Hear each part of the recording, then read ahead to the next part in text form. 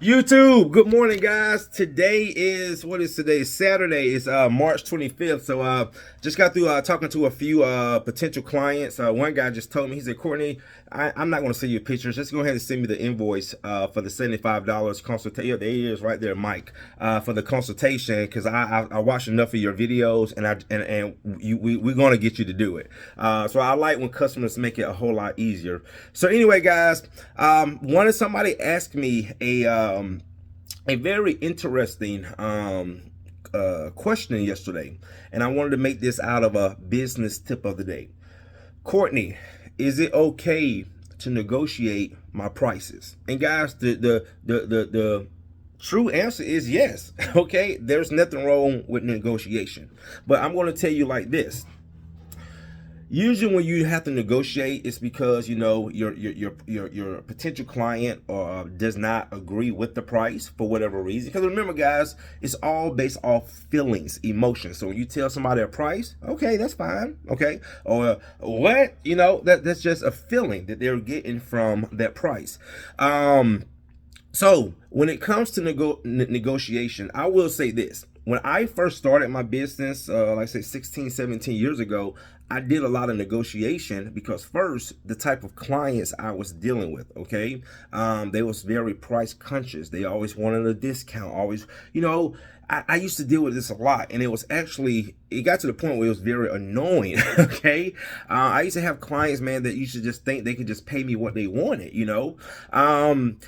But at the same time, I really needed the money because, again, I wasn't making a lot of money. So every job, you know, every dollar counted to keep the bills paid, you know, and just keep my head afloat. So negotiation, yes, there's nothing wrong with that. Businesses do this all the time. But here's the but. Once I changed my whole business model and the type of clients that we work for now, they don't ask for they don't ask for discounts. I'm telling you guys, they don't.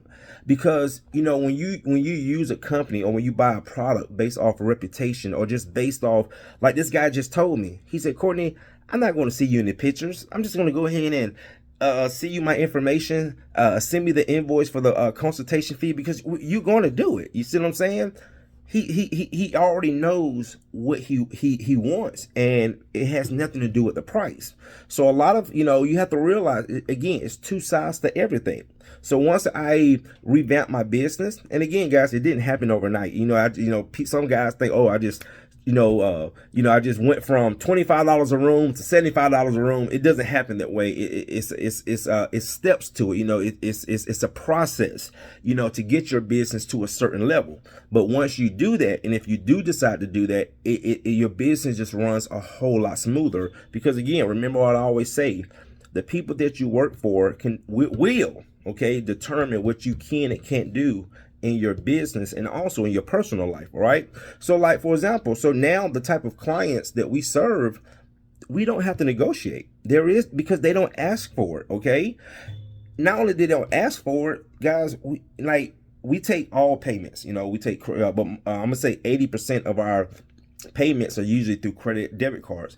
Guys, we have clients that give us tips. I mean, guys, I think the biggest tip we had was last year. We did a lady that was referred to us by a real estate agent who works for Harry Norman. And she referred us to her client because she had wax on her floors. And we went in there, removed the wax, and then we did a screen and recoat. It was a pretty nice sized job. But anyway, guys, when she hit the tip button, I had to ask her. She gave us an $1,800 tip. I said, man, are you sure? She said, yeah, you guys, you did amazing work. Okay. I mean, but yeah, we get, you know, $200 tips, $300, $500 tips, you know, and I think there's a lot more that goes to it. Because first of all, I'm a big tipper. You know, my wife, it used to annoy her when I leave, like, you know, we go out to a restaurant, I leave $100 tips, I think the biggest tip I left was probably like a $250 tip. But I'm just that type of person. To me, money is energy. How you treat money is how money's going to treat you. See what I'm saying? To a certain degree. All right. So I've always been a tipper. I've always been a giver. And I just believe that, you know, it just comes back, you know, that old saying, what goes around comes around. So I think that's a part of it too, but also our reputation, how we treat our clients.